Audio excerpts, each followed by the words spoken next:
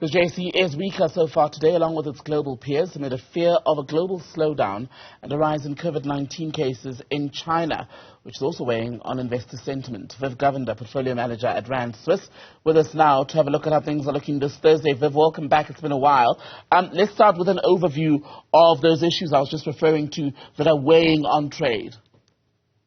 Yes, it looks like to be a negative day after having a couple positive days at the end of last week and the start of this week.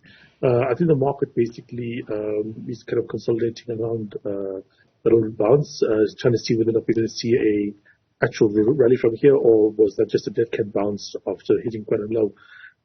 Quite frankly, I think right now things are looking a bit negative in the market.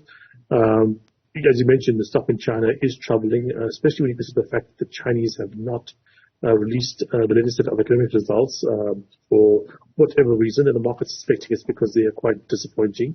At the same time, we are seeing a number of issues globally as well. Of course, continuing situation in the Ukraine, but also, I mean, there's strange things happening, for instance, in the US with regards to diesel, and that's obviously also going to be impacting those economies going forward.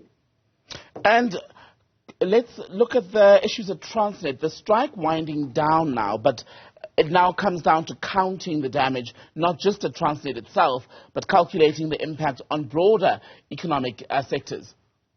Yeah, I mean, we had the successful issue of force majeure. Basically, it's like, saying that there's something that's happened that we can't control, that therefore you can't hold us to our agreements. And that's due to Transnet.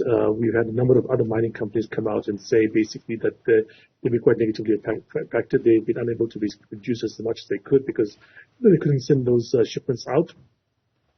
And I believe that there's estimates out there that we could see, multiple weeks, even as much as a couple of months worth of, issues until this whole situation resolves back and Transnet is back to normal.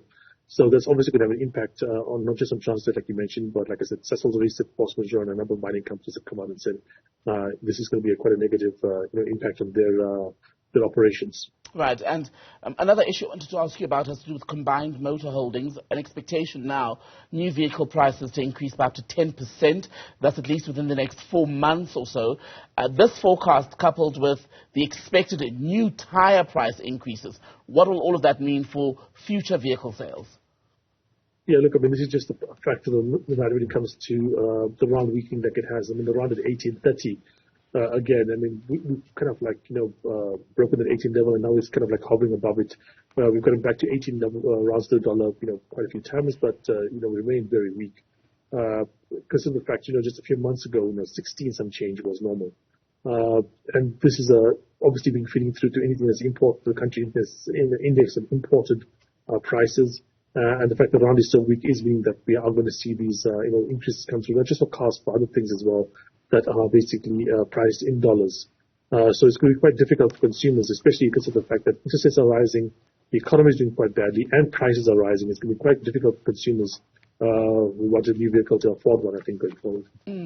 Netbank, as we conclude, signing a 350 million rand $350 sustainability-linked loan. That's in London. What are the agreements and the goals?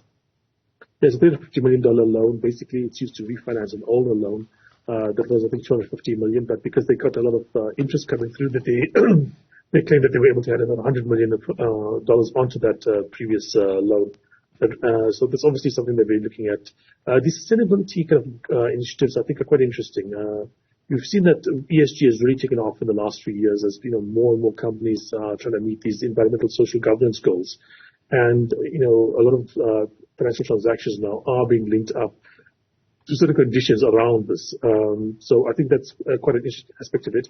But the fact that they were able to do another 100 million more than they'd done previously does indicate that the market does view them as a reasonably good risk at the moment. Viv Govender, pleasure to speak to you. Thank you.